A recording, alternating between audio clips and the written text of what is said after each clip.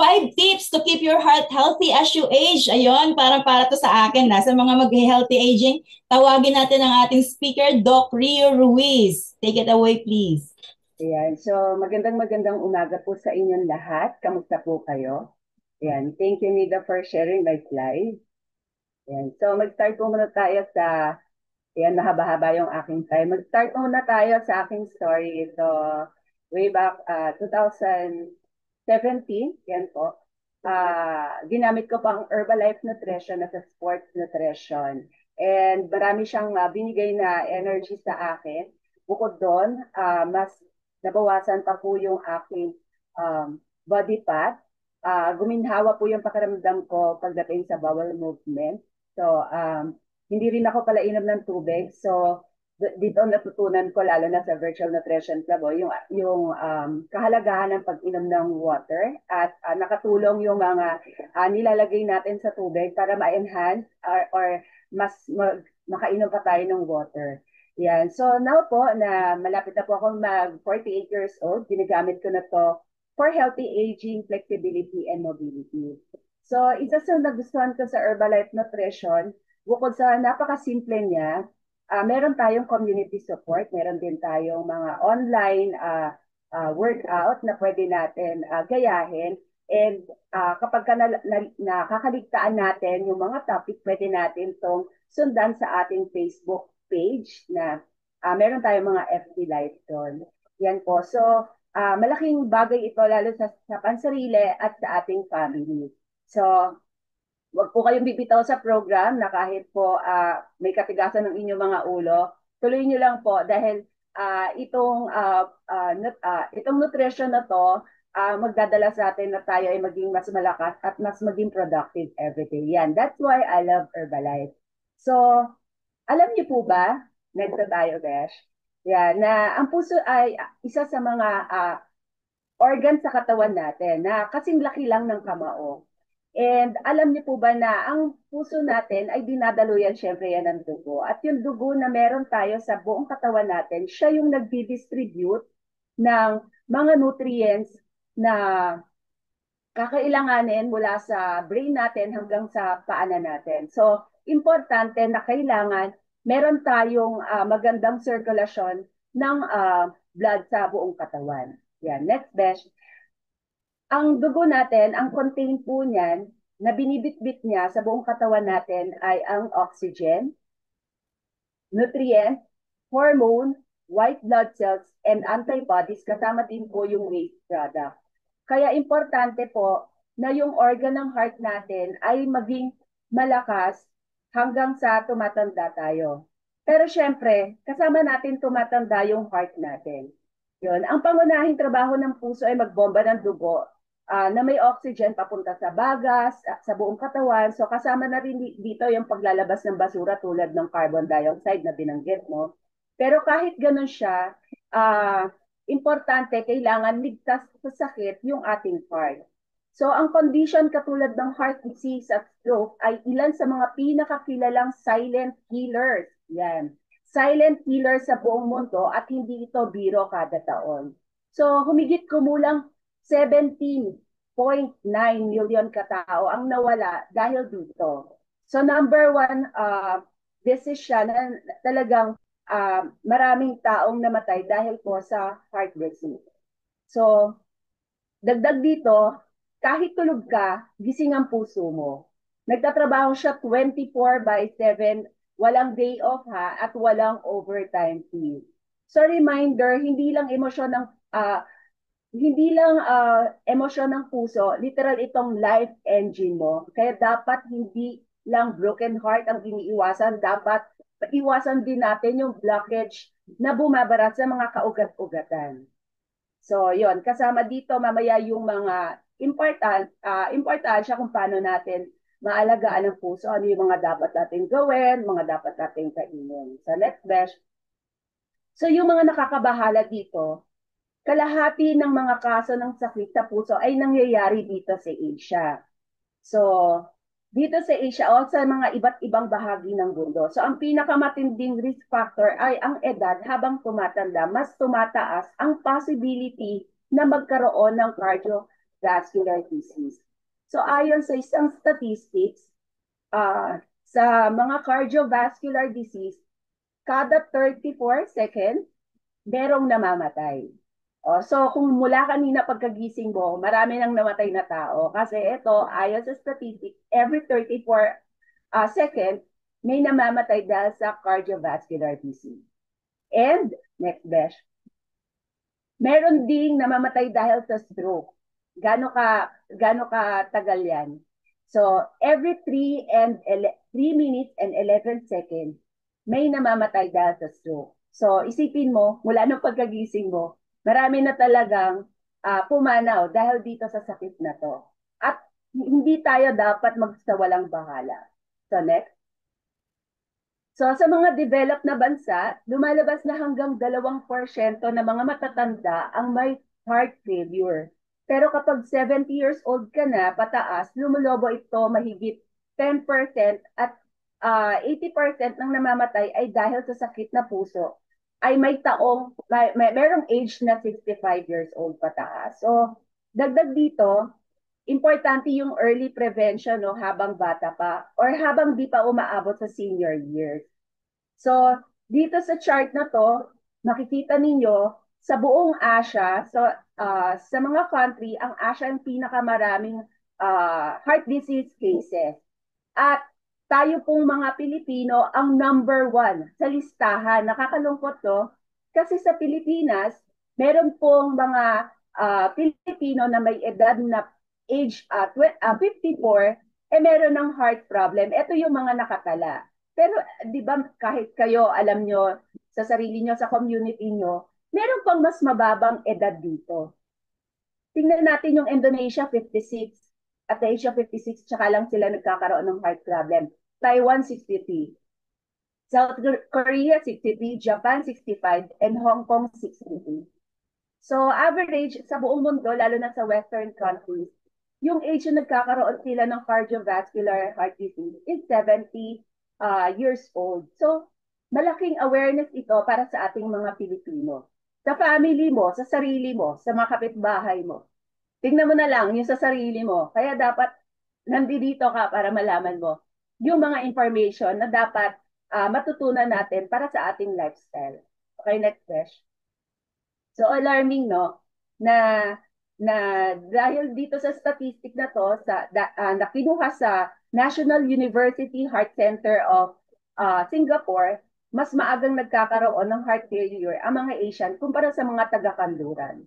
So, halos isang dekadang akwat. Sa buong Asia, ang mga Pilipino ang pinakabatang average age na pagkakaroon ng heart failure ng 54 years old. At dahil dyan, introduction pa lang yan. Yan. So, next besh. So, ito yung topic ko na importante. Yung 5 tips to keep your heart healthy as you age. Itong article na to ay kinuha sa herbalife.com at ito ay nilathala lang noong March 16, 2025. So, start na tayo sa tip number 1. Yan. Understand your health risk. Yan. So, next besh. Alamin ang iyong kalagayan sa kalusugan. So, paano natin gagawin ito? So, ang sikreto ng pagkakaroon ng malusog na puso, click mo po, Beth. Malusog na puso ay yung pagkakilala sa mga health numbers mo.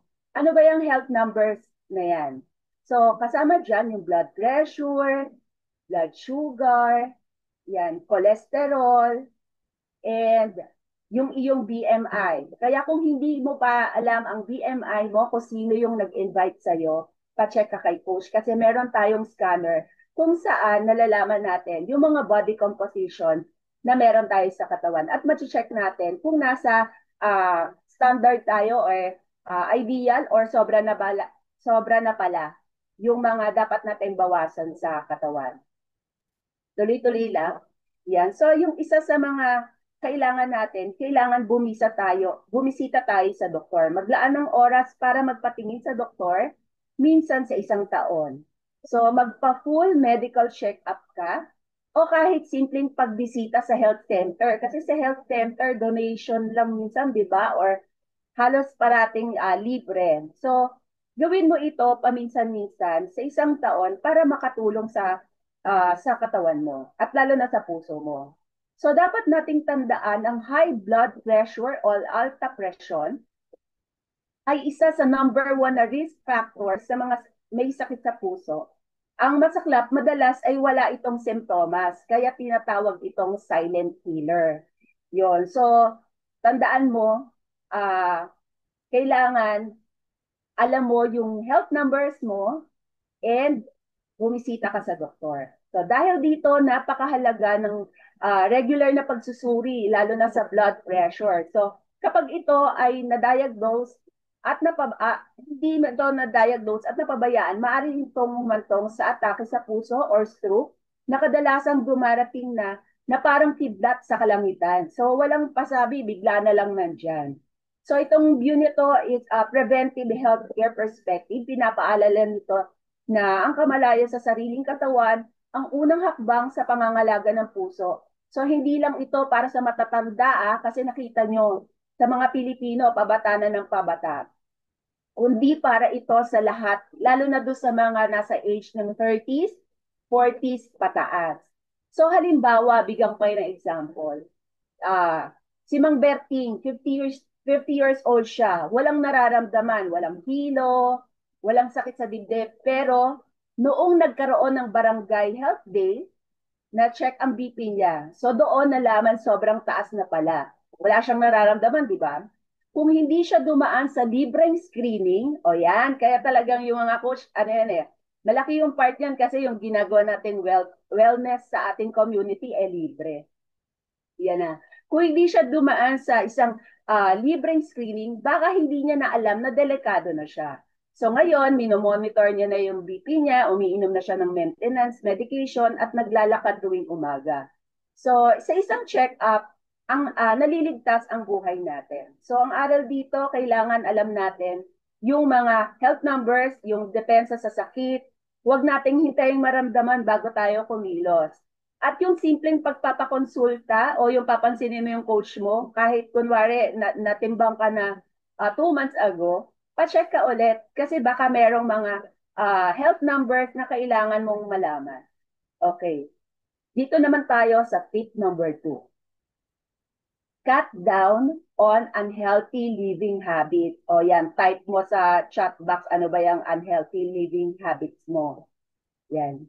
So, bawasan ng mga hindi malulusog na gawing pamumuhay. So, ang pinakamainam na hakbang para protektahan ng puso ay ang tumigil sa paninigarilyo. So, kung hindi ka naninigarilyo, umiwas ka doon sa mga taong naninigarilyo. Kasi, maaaring maapektuhan yung heart mo. Hindi lang doon sa mga taong naninigarilyo, kundi sa mga pollution. Kunwari ikaw ay nasa area ng community nyo na mauso, maraming mga booths, yan. So, kailangan mag-face mask ka, no? Bukod doon, yung mga nagsisiga, yan. So, kasama yan sa pag-iwas, no? Para magkaroon tayo ng healthy heart sa pagtanda. So, ang paninigarilyo ay nakakasira ng lining. Nakikita niyo po ba yung picture na yan? Lining ng mga ugat at kapag nasira ito, mas mabilis makapitan ng taba o yung tinatawag na atheroma. Kaya may tinatawag yung mga doktor na atherosclerosis. Kumakapal yung lining sa loob ng artery natin kung saan nahihirapan yung dugo natin mag-pass through papunta doon sa mga area na kailangan niyang supplyan ng dugo. So, minsan may babala yung katawan natin. For example, nakaramdam ka ng pananakit ng dibdib, no? Ayun tinatawag na angina. Pero madalas bigla na lang atake sa puso o stroke. So, hudyat yon, nabarado na pala ang ugat mo. So, antay mo ko bang magkaroon ka ng paninikip ng dugo? So, kung kaya gusto mong mabuhay ng mas mahaba, iwan mo na ang bisyo mo or umiwas ka sa mga lugar na mausok or pollution. Itapon mo na yung sigarilyo, lighter, ashtray at palitan mo na yung mga mabubuting alternatives gaya ng nicotine patches. Pero hindi natin to pinopromote. Mas maganda mag-quit ka na lang. And malaking help yung face mask natin. Di ba, nung pandemic, ang iniiwasan natin, virus, no? So maganda yung lagi din tayo naka-face mask kapag nasa area tayo na mauusok. So itong pananaw na to ay preventive medicine and behavioral change perspective. Layunin nitong hikayatin tayong lahat na sadyain at panindigan ng pagbabago ng lifestyle simula sa isang pinakamapinsalang bisyo at ito yung paglanghap ng usok. So halimbawa, bibigyan ko kayo, no?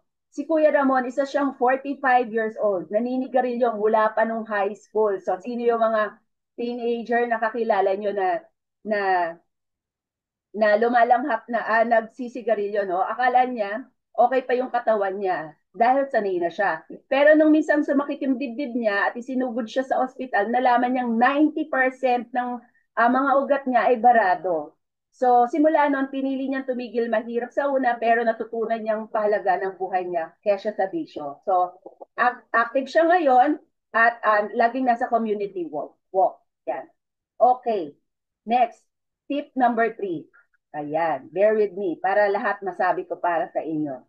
So maintain a heart healthy diet o ito laging pinag-uusapan dito sa Virtual Nutrition Club. Click mo. Yan. So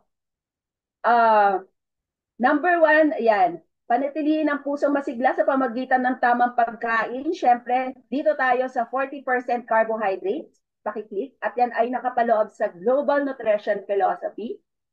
So, pwede kang kumain ng brown rice, kamote as whole grains, 30% protein, 30% good fat. Yan. At dagdag pa dito, kailangan meron kang 25 grams of gulay and prutas every day. At sinama dito yung pag-inom natin at least minimum of 2 liters a day. Para lahat ng mga kinakain mo, maganda yung proseso. Pero dito sa Herbalife Nutrition, meron tayong mga product as a meal replacement. At para naman sa good healthy fat, pwede kang mag-supply ng Herbalife Life. Yan, pakiclick lang. Yan. So ito ay galing sa nutritional science perspective na binibigyang halaga ang tamang balanse ng pagkain para sa pangmatagalang kalusugan, lalo na sa puso. So layunin nito ang palitan ang kultura na basta masarap, go na, no? Ang prinsipyo na masarap na food ay dapat kailangan masustansya. So, halimbawa, no, si Tita Vicky, 50 years old, dating mahilig sa pritong baboy at soft drinks. Pero na-diagnose siya sa doktor niya na high cholesterol siya. Kaya nalaman niya, nagbago siya ng mga kinakain niya. So, nag-aloe tea and shake na siya, nagdagdag siya sa pagkain niya ng aloe tea and shake, nag-supplement siya, at binago niya ang kanyang lifestyle sa pagkain. Yan. So, tip number 4. Get your heart pumping. O yan. So, kailangan syempre galaw-galaw para hindi ma-stroke. Kasi sitting is next to smoking. Click mo po, Besh. Yan. So, kapag tayo ay nag-e-ehersisyo, tinutulungan natin ang mga ugat natin na ma-relax at lumuwag. Kaya may mas maayos tayong daloy sa dugo. Alam niyo po ba na kapag tayo ay nag-e-exercise, ang nitric oxide ay napoproduce sa katawan natin. At kapag ka na-produce siya, natutulungan natin mas mag-circulate yung blood circulation, pakiclick, blood circulation sa buong katawan natin. Kaya importanteng gumagalaw tayo, hindi yung pagkakain,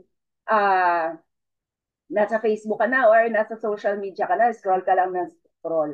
Dapat mag-exercise ka. Pwede ka namang magwalakad habang nag-TikTok ka or habang nag-Facebook ka.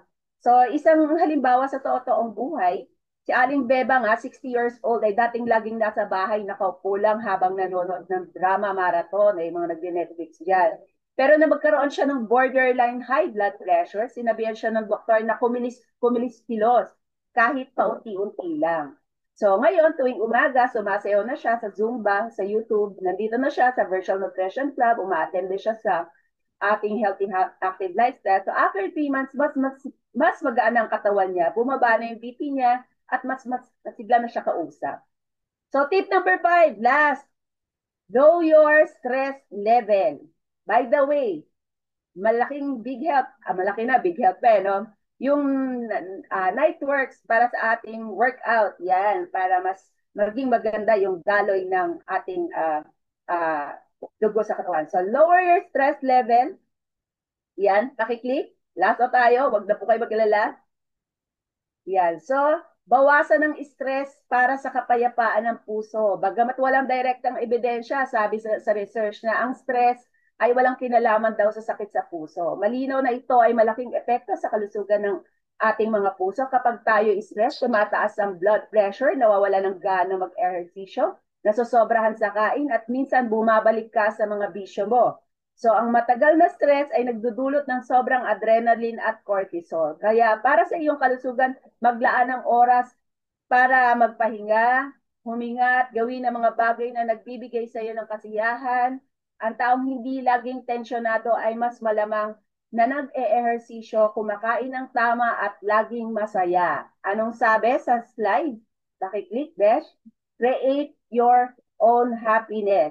Yan, bigay tayo ng halimbawa dito sa ating slide yan. Si Marie, na 41 years old, isa siyang corporate worker. Sino yung kakilala mong corporate worker? Na laging toxic ang schedule. Ang araw ay gabi, ang gabi ay araw.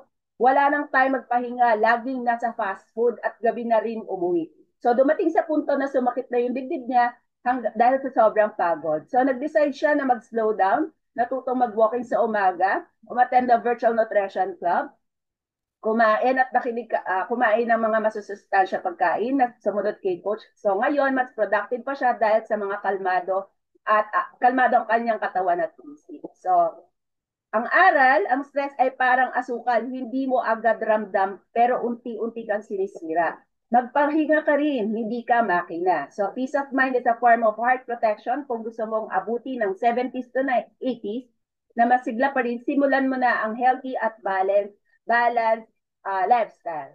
Okay. Dahil last na, yan. Many people die not because of lack of medicine, but because of a click. Ayan. Asa ka na, Besh? Ayan. Lack of knowledge, and even more are slowly being destroyed, not due to lack of resources, but due to blank. Ayan. Lack of discipline. Kaya, ayan, dito sa Virtual Nutrition Club, sa Society ng mga Herbalife Nutrition, meron kang coach, meron kang product, meron kang community support. Ano pa bang inaantay mo? Kaya next slide. And together we can save life. Ayan. Awareness is good but action is greater. At dahil dyan, maraming salamat. Yan. Back to you, Coach Gina. Iyon, grabe. Nakakatuwa.